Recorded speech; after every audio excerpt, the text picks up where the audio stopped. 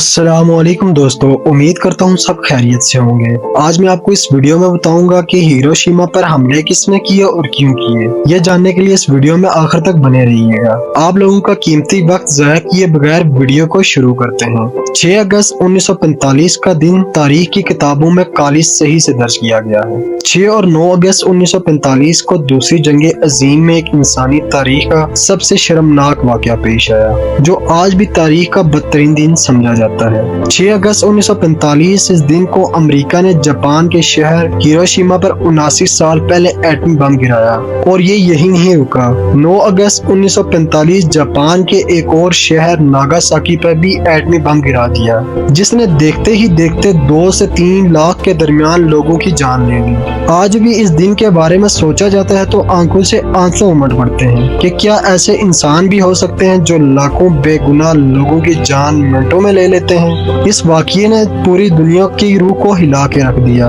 एटमी बमबारी के बाद देखते ही देखते मासूम लोगों के जिस्म खाक बन के हवा में होंगे। इस दिन को तारीख में स्याह तरीन दिन समझा जाता है। इस बमबारी की वजह से आज भी अगर हिरोशिमा या नागासाकी में कोई बच्चा पैदा होता है तो इसमें कोई न कोई खलकी नुक्स पाया जाता है। एटमी बम इंसानियत के लिए इंतहाई तबाहकुन है। जब भी इनका इस्तेमाल हुआ हमेशा इसने तबाही मचाई। सबसे पहले इस बात पर गौर करना चाहिए कि आखिर अमेरिका को जापान पर एटमी हमलों की जरूरत क्यों पेश आई। अमेरिका इतना सख्त कदम उठाने के लिए क्यों मजबूर हो गया। अमेरिका का इतना सख्त कदम उठाने की एक वजह तो ये थी कि अमेरिका इस जंग को जल्दी खत्म करना चाहता था, क्योंकि इसकी फौज का नुकसान हो रहा था। इन हमलों से अमेरिकी सिपाहियों की जानें बच गई। इन हमलों का एक फायदा ये भी हुआ कि जापान हथियार डालने पर मजबूर हो गया। इन हमलों से कबल ये तासुर आम था कि जापान हथियार डालने के लिए तैयार नहीं। इन एटमी हमलों की एक और बड़ी वजह यह भी थी कि 4 महीने पहले जापान ने अमेरिका के बहरी अड्डों पर हमले करके अमेरिका को बहुत बड़ा नुकसान पहुंचाया था। जापानी हमलों का इंतकाम लेने के लिए भी ये हमले किए गए। जापान पर होने वाले हमलों का फौरन बाद ही एशिया में दूसरी आलमी जंग का अचानक खात्मा हो गया। बिल आखिर 14 अगस्त 1945 को जापान ने हथियार डाल दिए। अमेरिका ने हिरोशिमा पर जिस बम को गिराया था इसका नाम लिटिल बॉय था, जबकि नागासाकी पर गिराए गए बम का नाम फैट मैन था। ये दोनों बम इतने ताकतवर थे कि देखते ही देखते जापान के दोनों शहर सफाई हस्ती से मिट गए।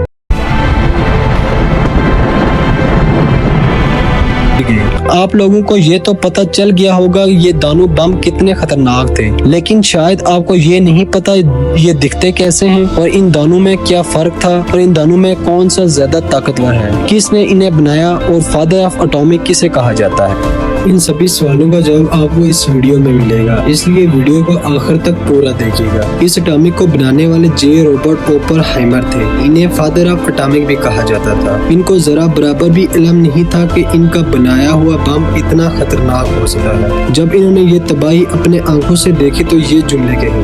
Few people laughed, few people cried, most people were silent. Now I am become death, the destroyer of worlds. जब इसको टेस्ट किया गया तो इसकी शिद्दत को देख के पूरी दुनिया खौफजदा हो गई। ओपेनहाइमर और दूसरे साइंटिस्ट जो इस प्रोजेक्ट का हिस्सा थे इस हथियार से खौफजदा हो गए। दोस्तों, अमेरिका ने हिरोशिमा पर जिस लिटिल बॉय एटमी बम को गिराया था ये वो पहला बम था जिसे इंसानों पर टेस्ट किया जाना था। इसे इनोला के जहाज के जरिए गिराया गया, जिसके पायलट का नाम पॉल डेविड्स था। 6 अगस्त 1945 की सुबह को मरीना आइसलैंड से उड़ान भरने के बाद सुबह के 8:15 बजे लिटिल बॉय बम को गिराया गया। बम के गिरते ही आग के ऐसे शोले उठे जिसने पल भर में ही आसमान को लाल सुर्ख कर दिया और 10 सेकंड में ही हिरोशिमा जमीन बोस हो गया। कुछ ही मिनटों में हजारों लोग अपनी जान से हाथ धो बैठे। अपने पतले और लंबे होने की वजह से इसे लिटिल बॉय का नाम दिया गया। इस बम की लंबाई 10 फीट थी और डायामीटर इसका 28 इंच का था। इस बम में 64 किलोग्राम यूरेनियम का इस्तेमाल किया गया। इसमें यूरेनियम के आइसोटोप यूरेनियम 335 को इस्तेमाल में लाया गया, जिससे 15,000 TNT का धमाका हुआ था। ये धमाका इतना खतरनाक हुआ था कि 70,000 लोगों की मौत जगह पे ही हो गई थी, जबकि एक माह के अंदर ही अंदर इसकी रेडियस से 76,000 लोग अपनी जान से हाथ धो बैठे। अमेरिका ने दूसरा हमला 9 अगस्त 1945 को नागासाकी पे किया। नागासाकी पे फैट मैन को गिराया गया। फैट मैन लिटिल बॉय के मुकाबले में ज्यादा गोल और मोटा था। इस बम की लंबाई लिटिल बॉय की तरह ही 10 फीट थी, पर इसका डायामीटर 60 इंच का था। वजन के मुकाबले में भी ये लिटिल बॉय से ज्यादा वजनी था।